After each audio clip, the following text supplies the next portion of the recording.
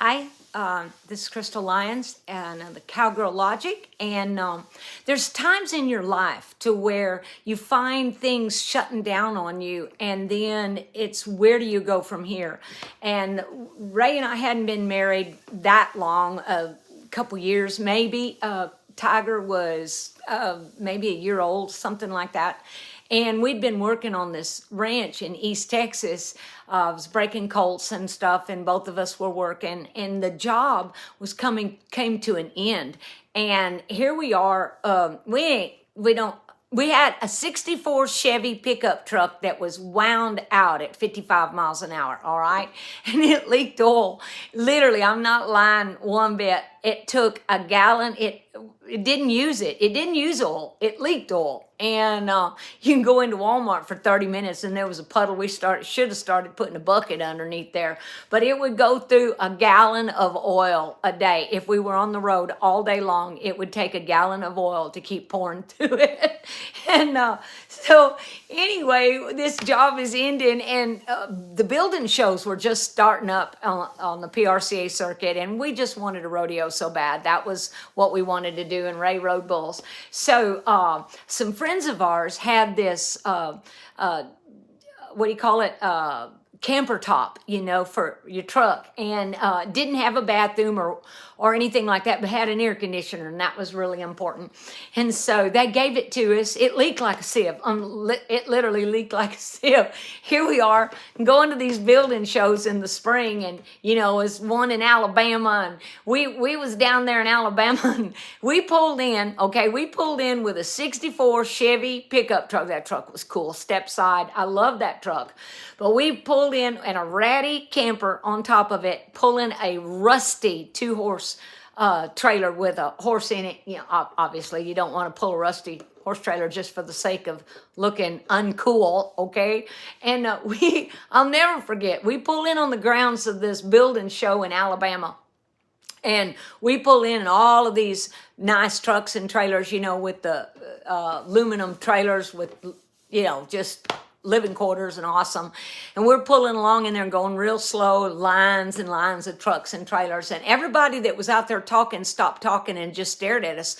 And so I waved at them. I said, do we know them? I mean, I thought they knew us or something. I had no idea that the Beverly Hillbillies had just pulled in. It's crazy how that you would think you could see that difference. And I mean, I could see it, but it didn't mean nothing to me. I thought, we're just like them. They just look better. I don't know. Anyway, so we're going in, and I remember at that rodeo, it rained. Oh my gosh. And we were in that camper trailer, and it was just leaking all over. I had pots and pans stuck out everywhere. One place there was like 3 just downpours. So we took the cooler and opened up the lid, and that caught all of them.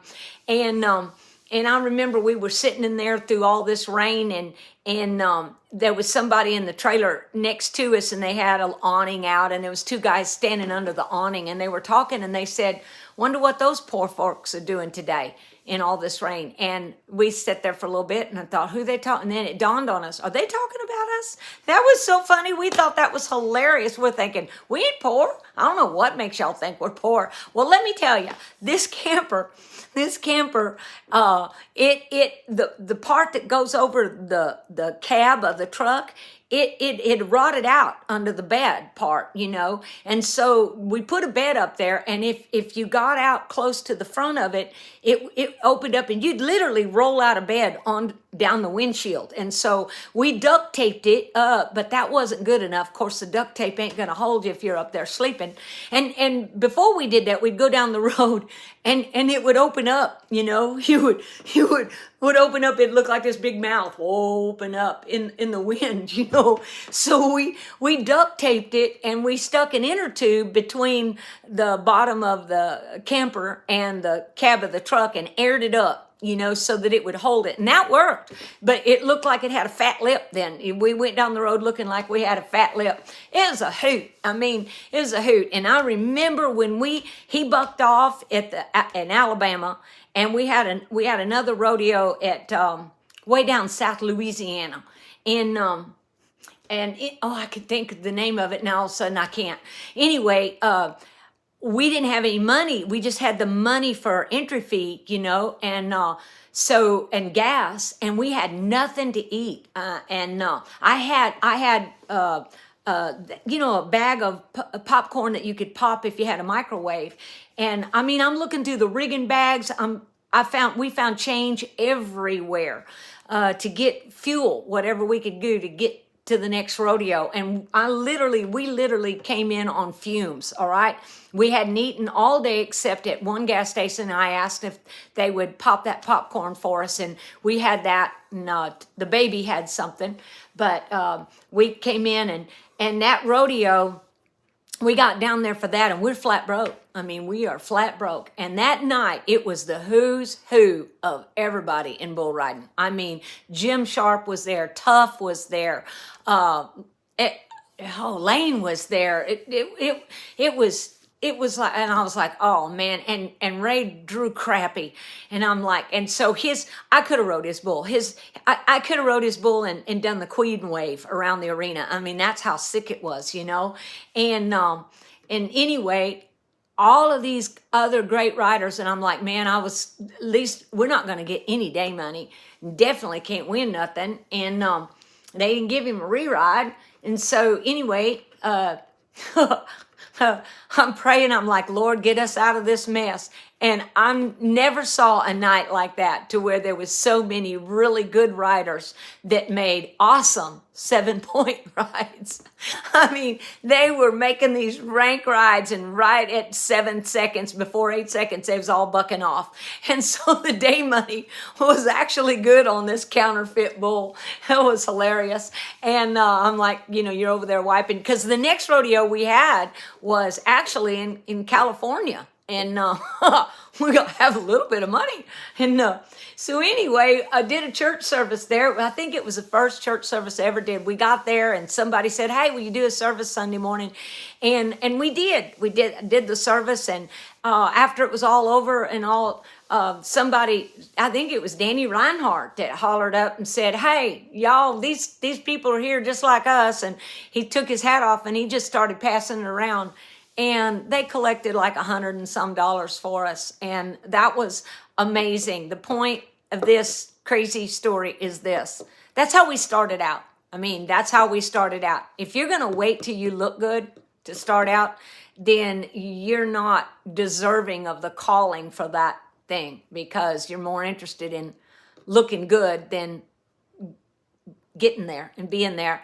And if you're waiting for all those ducks to get in a row, I don't even know where the ducks are, and like somebody said, I think one of them's a pigeon, Anyway, if you're waiting for all that to become hunky-dory before you step out to follow what is in your heart, when you have that opportunity, I'm not saying just be stupid. I mean, we was kind of stupid, but not stupid.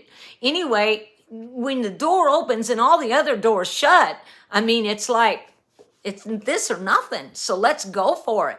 And, the scripture says, there's a place that says, do not despise the day of small beginnings. Now, when I'm in a horse trailer with living quarters and it's all comfortable and I'm pulling it in a nice 1-ton dually, I think back at those beginnings where we looked so pitiful. But if you're not willing to step out when it's not all up to par for you, then maybe you're not ready to step out. God will take care of you. If this is what God is telling you to do it. Even though you don't think you don't believe what you need to do it. He feeds you all along the way. I'll end with this. I like this. It's like walking with God and hearing the voice of the Lord and walking with the Spirit of the Lord is like getting in your truck at night and turning the lights on.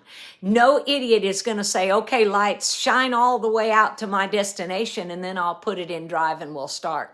You'll just sit there till you idle it out of fuel. You ain't going nowhere. No, what do? You're not that dumb. You move forward in the light you have. The light only shines a little ways out there. Move forward in the light you have, and the Lord will supply the light as you go. Every step you take, the light will move out ahead of you, but you have to take the step. This is Crystal Lyons, Cowgirl Logic.